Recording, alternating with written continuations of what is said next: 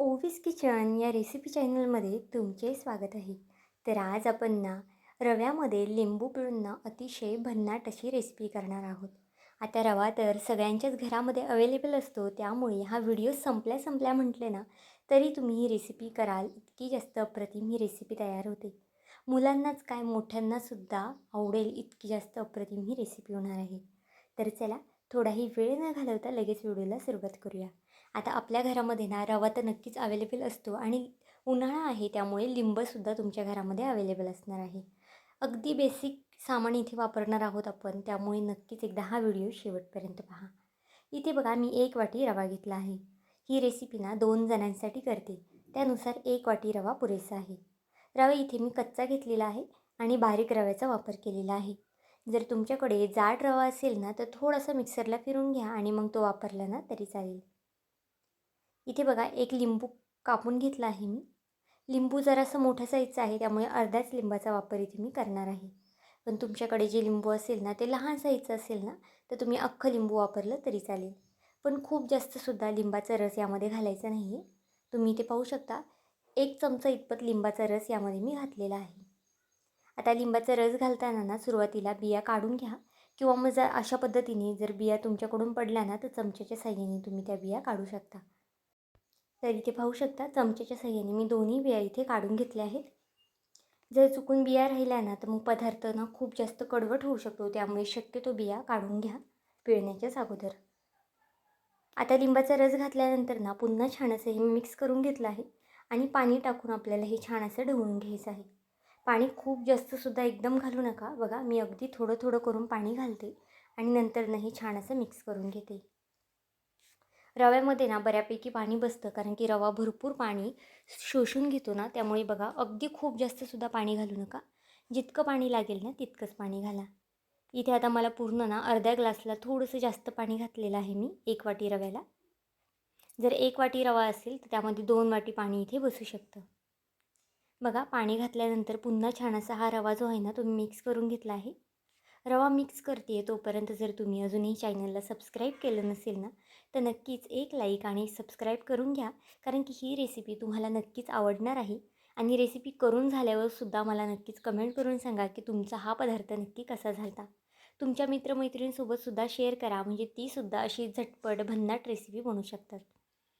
आता इथे बघा, माझ्याकडे कांदा, टोमॅटो आणि कोथिंबीर होती. पण जर तुमच्याकडे अजून काही असेल, म्हणजे सिमला मिरची वगैरे असेल किंवा कोबी असेल, वटाणा वगैरे असेल ना, त्याचासुद्धा इथे तुम्ही वापर करू शकता. 1 वाटी रव्यासाठी बघा, एक लहान आकाराचा कांदा घेतला आहे. तुम्ही जर जास्त लोकांसाठी ही रेसिपी करत असाल ना तर कांद्याचं प्रमाण किंवा टोमॅटोचं, कोथिंबीरचं किंवा इतर ज्या भाज्या तुम्ही घेताय ना त्याचं प्रमाण त्यानुसार तुम्ही वाढू शकता. इथे बघा, कांदा आपल्याला अगदी बारीक असा कट करून घ्यायचा आहे. तुम्हाला हवं असेल तर आपलं जे चॉपर असतं ना त्यामध्ये सुद्धा तुम्ही कांदा टोमॅटो बारीक करू शकता. त्यामध्ये सुद्धा अगदी बारीक असा कांदा टोमॅटो कट होतो. इथे पाहू शकता, आता सगळं मी कट करून घेते आणि नंतर तुम्हाला दाखवते. आता इथे पाहू शकता, आपला कांदा, टोमॅटो आणि कोथिंबीर सगळं असं बारीक असं कट करून झालेलं आहे. तोपर्यंत आपला रवासुद्धा छान असा भिजलेला आहे. तुम्हीसुद्धा अशाच पद्धतीने ना कांदा, टोमॅटो किंवा इतर भाज्या कट करण्याच्या अगोदर रवा भिजत घाला, म्हणजे अगदी छान रवा फुलतोसुद्धा आणि तुमचा टाईमसुद्धा वाचतो. आता आपण जे कट करून घेतलेलं साहित्य आहे ना ते यामध्ये घालून घ्यायचं आहे. पाहू शकता, जे काही साहित्य आपण इथे वापरलेलं आहे ना ते अगदी तुमच्या घरामध्ये आत्ता म्हटलं ना तरी अवेलेबल असणार आहे आणि आत्ता म्हटलं तरी ही रेसिपी तुम्ही बनवू शकता. यातलं जर कोथिंबीर वगैरे नसेल ना तरीसुद्धा चालणार आहे, तरीसुद्धा हा पदार्थ खायला खूप जास्त अप्रतिम लागतो.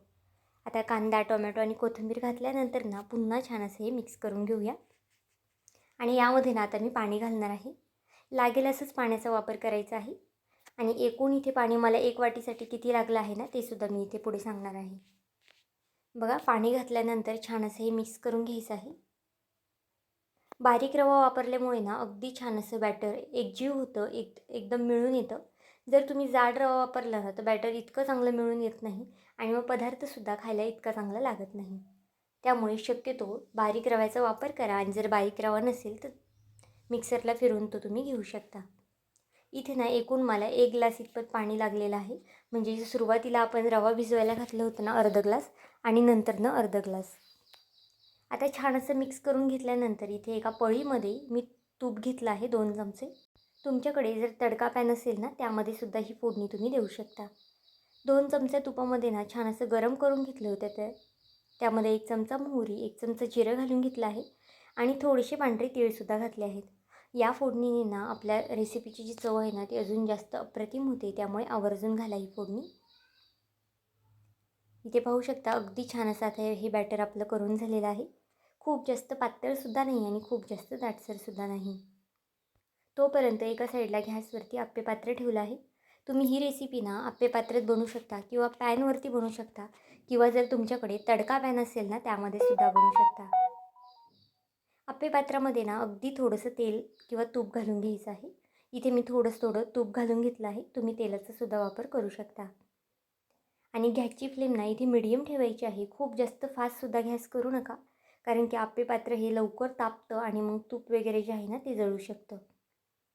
आता बघा सगळ्या पात्रामध्ये ना मी थोडं तूप घालून घेतलं आहे आणि अशा पद्धतीने आपल्याला हे थोडंसं मिक्स करून घ्यायचं आहे.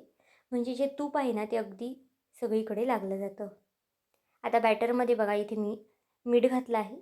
सुरुवातीला मीठ घालायचं विसरले होते, त्यामुळे आत्ता घातलेलं आहे आणि मीठ घातल्यानंतर पुन्हा छान असं बॅटर मिक्स करून घ्या.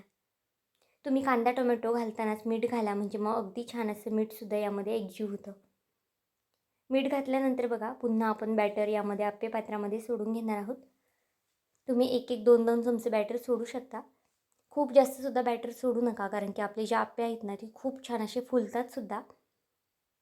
तुम्हाला जर आप्पे पात्रामध्ये हा पदार्थ करायचा नसेल ना, तर तुम्ही तडका पॅनला थोडंसं तूप लावून आणि त्यामध्ये हे बॅटर 1 पळी ते 2 पळी इतपत बॅटर ओतू शकता आणि त्यामध्ये सुद्धा अगदी छान असा मऊसूत हा डोसा म्हणू शकता, ढोकळा म्हणू शकता किंवा जर तुम्हाला जे काही नाव आवडत असेल ना, याला तुम्ही ते देऊ शकता. किंवा एखाद्या पॅनमध्ये सुद्धा तुम्ही छोटे-छोटे याचे पॅनकेक बनवू शकता. आता उन्हाळ्याच्या सुट्ट्या आहेत आणि मुलांनासुद्धा छोटी-मोठी भूक लागते, त्यामुळे अशा पद्धतीचे वेगवेगळे पदार्थ तुम्ही त्यांना बनवून देऊ शकता. आणि मुलं जर भाज्या खात नसतील ना, तर यामध्ये त्यांना ज्या भाज्या आवडत नाही, त्या भाज्या तुम्ही घालून त्यांना खाऊ घालू शकता. इथे बघा सगळे आप्पे पात्रामध्ये ना मी मिक्सचर टाकलेलं आहे. आता हे झाकण ठेवून ना आपल्याला एक 4 ते 5 मिनटासाठी वाफ काढून घ्यायची आहे. 4 ते 5 मिनटं झालेले आहेत आणि आपले आप्पेसुद्धा अगदी छान असे खालच्या साईडने शिजलेले आहेत.